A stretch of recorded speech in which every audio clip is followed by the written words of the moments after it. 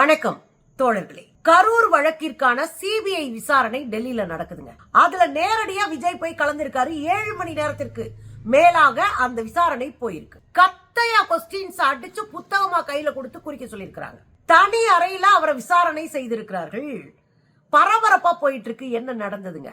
கரூர்ல 41 பேருடைய மரணத்திற்கு இந்த நிமிஷம் வரையும் பொறுப்பேற்காத விஜய், கொஞ்சம் கூட குற்ற உணர்வு இல்லாத விஜய், 20 லட்சம் ரூபாயை கொடுத்து வாயை அடைத்த விஜய், தனி அறையில வச்சு அவங்கள மூளைச்சலவை செய்த விஜய், இன்றைக்கு இந்த விஜய் பகடைக்காயாக மாற்றப்பட்டிருக்கிறார். பாஜக இவரை வச்சு ஆட்டத்தை ஆரம்பிச்சிருக்கு. பெரிய அளவுல தமிழ்நாட்டுக்குள்ள வாக்கு வங்கிகளை பிரிப்பதற்கும் சிறுபான்மை வாக்குகளை சிதறடிப்பதற்குமான ஒரு டூலா, ஒரு கருவியா விஜயை பயன்படுத்துவதற்கான திட்டமிடலோடு களமிறங்கி இருக்கிறது தோழர்களே. அந்த திட்டத்துக்கு போய் கைய கட்டி நிக்கிறாரு. ஓகேன்னு சொல்லிட்டாரு. ரொம்ப பக்காவா பேச்சுவார்த்தை போயிட்டு இருக்கு. அது எப்படிங்க, நீங்க பக்கத்துல உட்காந்து பாத்தீங்களா அப்படின்னு நீங்க கேக்குறது புரியுது. அது எனக்கு ஒண்ணு புரியலங்க. இவர் போய் டெல்லியில இறங்குறாரு.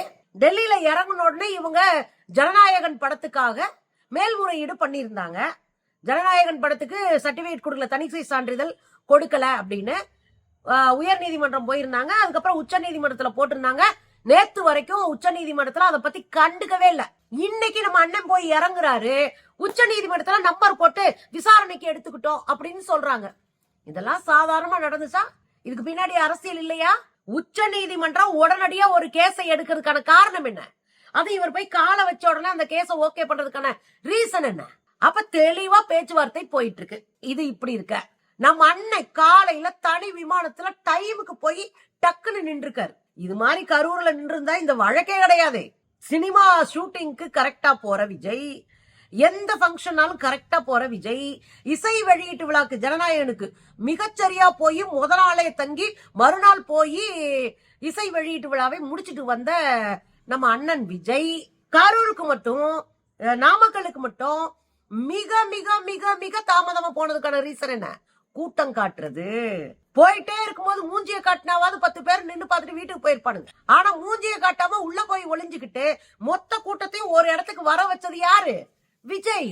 அப்ப இத்தனை இடத்துக்கு லேட்டா போய் மொத்த பேரையும் கொண்டு ஒழிச்ச விஜய் இன்னைக்கு காலையில சீக்கிரமா கிளம்பி வெள்ளனா போய் தனி விமானத்துல போய் டெல்லியில இறங்கி அங்க இருந்து நேரா எங்க போறாரு?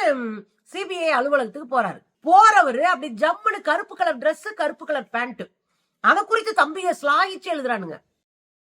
போறதே 41 பேரை படுகொலை பண்ணிட்டு போறாருங்க ஒண்ணு. அதுல என்ன பந்தா வேண்டி கிடக்கு?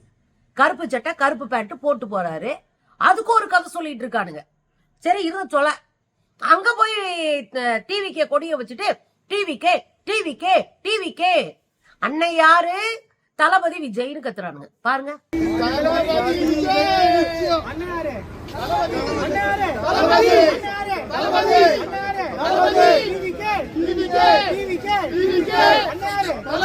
பாத்தீங்களா? என்னங்க இது? இவனுங்க இவரை சோழிய முடிக்காம விடவே மாட்டானுங்க போல இருக்கு. மொத்தமா அண்ணனை முடிச்சு சீனை க்ளோஸ் பண்ணி வீட்டுக்கு அனுப்புறதுல மொத்தமா முடிவெடுத்துட்டு நிக்கிறானுங்க இந்த சின்ன பசங்க. கொஞ்சம் கூட அரசியல் தெளிவில்லை, ஒரு ரசிக மனநிலை இல்ல, ரொம்ப கேடுகட்டத்தனமா இருக்கிறானுங்க. போய் பராசக்தி பட தியேட்டர்ல போய் உட்கார்ந்துகிட்டு திமுக தீய சக்தி அப்படின்னு கத்தி இருக்கானுங்க. நீங்க எல்லாம் அரசியல் தெரியாத அரைவேக்காடுகளா இருக்கீங்க. இறங்கி வேலை பார்த்தாங்கன்னு வச்சுக்க, உங்க அண்ணன் தமிழ்நாட்டுக்குள்ள படம் மட்டும் இல்ல, ஆளே நடக்க முடியாது. அந்த ரேஞ்சுக்கு வேலை பார்ப்பாங்க. ஏதோ ஜனநாயகம் நினைச்சுக்கிட்டு கம்முன்னு வேலையை பார்த்துட்டு இருக்கு. காப்பாத்தி பொழைச்சுக்கோங்க. 5 மணிக்கே கிளம்பி உங்களுக்கு டெல்லிக்கு போக தெரியும், கரெக்டான டைம் போய் ஆஜராக தெரியும். அப்ப பொதுமக்கள்னா உங்களுக்கு ஒரு மொட்டையா தெரியுது இல்ல? பொதுமக்களை நீங்க கண்டுக்க மாட்டீங்க. பொதுமக்கள் எப்படி போனா எனக்கு என்னன்னு வைங்க, செத்தா சாகட்டும்னு வைங்க. ஏன்னா அதனால உங்களுக்கு பாதிப்பு இல்லை இல்ல. இன்னைக்கு தனியா உட்கார வச்சு அண்ணனை போட்டு வருத்திருக்கிறாங்க. 7 மணி நேரம் விசாரணை. 1 மணி நேரம் 2 மணி நேரம் இல்ல, 7 மணி நேரம் விசாரணை நடந்திருக்கு. ஒரு புக்லெட்டாவே கேள்விகளை அடிச்சு கொடுத்திருக்காங்க. அந்த புக்லெட்ல ஆம் இல்லை தெரியும் தெரியாது அப்படின்னு சிங்களா சொல்ற மாதிரியும் சில குட்டியா விடை எழுதுற மாதிரியும் ஒரு புக்லெட்டே தயாரிச்சு கொடுத்தாங்க. அவருக்கு இது புரிய வைக்கிறதுக்கான ஒரு ஸ்டெனோகிராஃபரையும் கூட கொடுத்திருக்காங்க. அப்படிதான் 7 மணி நேரம் போட்டு புரட்டி எடுத்திருக்கிறாங்க அவருக்கு. இதுல விஜய் அவர்களிடம் கேட்கப்பட்ட கேள்வி இருக்குல்ல, ஆல்ரெடி நம்ம கேட்கணும்னு சொன்ன கேள்விகள் தான். ஒரு சின்ன பிரச்சாரத்தை வச்சு எவ்வளவு அயோக்கியத்தனமான அரசியலை விஜய் பண்ணிருக்காரு. யோசிச்சு பார்த்தோன்னா அருவருப்பான அரசியலுங்க இது. இது கொஞ்சம் கூட நாகரிக அரசியல் கிடையாது.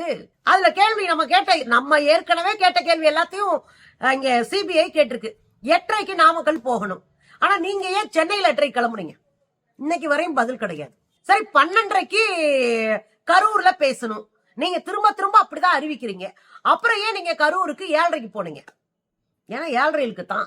கரூர்ல நீங்க நுழைஞ்ச உடனே கூட்டம் அதிகமா இருக்கு, நீங்க போகாதீங்க அப்படின்னு காவல்துறை உங்க நிர்வாகி கிட்ட சொன்னாங்களே, அந்த நிர்வாகிகள் உங்களிடம் தெரிவித்தார்களா?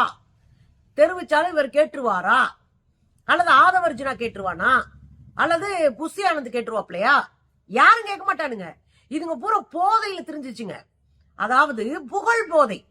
கூட்டத்தை காட்டிட்டோன்றதே ஒரு வகையான புகழ் போதை. அதுல தெரிஞ்சிச்சுங்க. அதுலதான் நிறைய பேரை பலி கொடுத்துச்சுங்க இந்த கும்பல். அதனால கட்டாயமாக நில்லுங்கன்னா நின்றுக்க மாட்டாங்க. இத முதல்ல போய் விஜய்டே சொல்லிருக்க கூட மாட்டாங்க. சொல்லிட்டு கூட நாம போவங்க பாத்துக்கலாம் வந்தா அப்படின்னு கூட்டிட்டு போயிருப்பானுங்க. போலீஸ் தடுத்ததை மீறி நீங்க ஏன் உள்ள வந்தீங்க? 20 மீட்டருக்கு முன்னாடியே உங்களை நிக்க சொன்னாங்களே, நீங்க ஏன் உள்ள போனீங்க? உங்களை யார் போக சொன்னது? நல்ல கேள்விதான். மொத்த கும்பலும் மாட்டும். உங்களை யார் போக சொன்னது? நீங்க பேசிட்டே இருக்கும்போது மயக்கம் அடைஞ்சாங்களே, நீங்க குறைஞ்சபட்சம் உங்க பேச்ச கூட நிறுத்தலையே, அதுக்கு பிறகு தொடர்ந்தீங்களே ஏன்? இப்ப மயக்கம் அடைஞ்சவங்களை பார்த்துட்டு நீங்க பாட்டில தூக்கி போட்டுட்டு திரும்ப பேச ஆரம்பிச்சது எதுக்காக? ஏன் அவங்களுக்கு ஒரு மருத்துவ உதவி பண்ணல? ஏன் வேடிக்கை பார்த்த மாதிரி உட்கார்ந்து இருந்தீங்க? இதெல்லாம் முடிஞ்சிட்டு அவங்க ஹாஸ்பிட்டல் போயிட்டாங்களா, நல்லா இருக்காங்கன்னு பார்க்காம நீங்க ஏன் உடனடியா கிளம்பி போனீங்க? கேட்பாங்கல்ல. எவ்வளவு வேகத்துல உங்க பிரச்சார வாகனம் பயணிச்சுச்சு.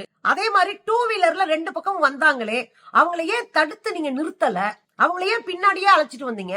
இன்னைக்கு வரையும் கரூருடைய சம்பவத்தை குறித்து முழு விளக்கத்தை நீங்க ஏன் தரவே இல்லை?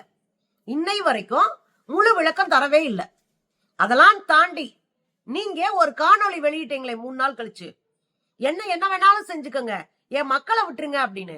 அப்படி உங்க கையில என்ன ஆதாரம் கிடைச்சிச்சுன்னு கேட்டிருக்காங்க. இதெல்லாம் நம்ம சொன்னல, நீ வெளியே ஓட்டி விட்டுட்டு போயிடலாம், மக்கள்கிட்ட நம்ம பேசி அப்படியே பயங்கரமா வைபாக்கிடலாம் அப்படின்னு நினைச்சா, நீங்க பேசுற ஒரு வார்த்தையும் உங்களுக்கு எதிரானதாக திரும்பும்.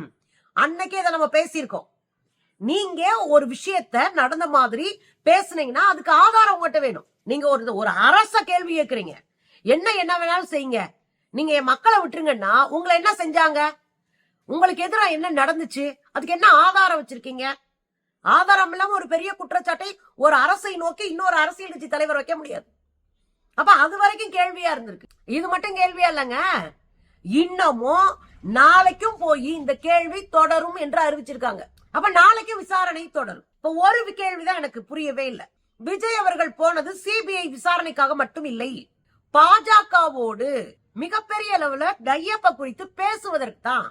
அதனாலதான் அவர் கூடயே இந்த சங்கி கும்பல் ஃபுல்லா போயிருக்கு. யாரு சங்கி கும்பல்? ஆதவர்ஜுனா, அப்புறம் நிர்மல்குமார் போன்ற RSS ஆல் வளர்க்கப்பட்ட கும்பல் போயிருக்கு. ஏன் அவங்க டெல்லிக்கு அவரோட போகணும்? சரி, துணைக்கு போனீங்க. அங்க இவங்கெல்லாம் யார பார்த்தாங்க? இந்த கேஸ் தொடக்கத்துல 1 வாரம் போய் டெல்லியில தங்கி இருந்தாங்களே இவங்க வழக்காக போய், அப்ப எல்லாம் பாஜக காரங்களோட பல்ல காட்டிட்டு இருந்தாங்களே. அவ பாஜக நான் அடிக்கிற மாதிரி அடிக்கிறேன், நீ அழுகிற மாதிரி அழு என்று சொல்லி இருக்கிறாங்க. ஜனநாயகனை நான் நிறுத்துறேன், நான் மேல்முறையீடு போறேன், நம்ம திரும்ப திரும்ப இது பண்ணுவோம், நான் கிள்றேன், நீ அழுகிற மாதிரி அழு, அதுக்கப்புறம் மக்கள் நம்பிடுவாங்க, உடனே திமுக மேல பழி போடுவாங்க, நாம அதை வச்சு ஓட்ட அரசியல் பண்ணிக்கலாம். இதான இவங்க 2 பேரும் கூட்டா போட்ட பிளான். அதுதான் அங்க எக்ஸிக்யூட் ஆகுது. அதற்கு உதாரணம் தான் உச்ச நீதிமன்றத்துல இவங்க போட்ட வழக்கு என்னாகி வருது.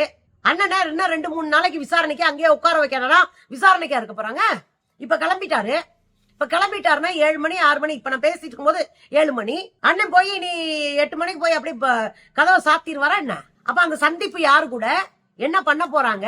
அங்க இருக்கிற 4 நாள் அவங்களுடைய அரசியல் ஷெட்யூல் என்ன? கேள்வி இருக்குல்ல. இதுதான் தாவேகாவினுடைய தந்திர அரசியல். எது நடந்தாலும் அந்த பழைய திமுக போடணும்ன்ற ஒரு பார்வை இருக்குல்ல, இது பக்காவா பிளான் பண்ணி RSS கையில கொடுத்தது. வெளிப்படையா தெரியுது, பச்சையா தெரியுது சொல்ல போனா. அதனால விஜய் அவர்கள்லாம் தமிழ்நாட்டினுடைய அரசியலுக்கு கொஞ்சமும் தகுதியற்றவர், அரசியலுக்கே தகுதியற்றவர். ஏன்னா யார் ஒருவர் எடுப்பார் கைப்பிள்ளையா இருக்கிறாங்களோ அவங்களால சுய புத்தியோடு அரசியல் செய்ய முடியாது. யார் என்ன சொன்னாங்களோ அதை நிறைவேற்றிட்டு போறதுக்கு எதுக்கு ஒரு தலைவன், ஒரு கட்சி? யோசிச்சு சிக்கலான நேரத்துல முடிவெடுக்கிறவன் தான் தலைவன். எது நடந்தாலும் ஓடி ஒளிஞ்சுக்கிறவன், வீட்டை விட்டு வெளியே வராதவன் தலைவனே இல்லை. இன்னைக்கு விஜய்க்கு அது புரிஞ்சிருக்கும். தமிழ்நாடு 2026 புரிய வைக்கும்.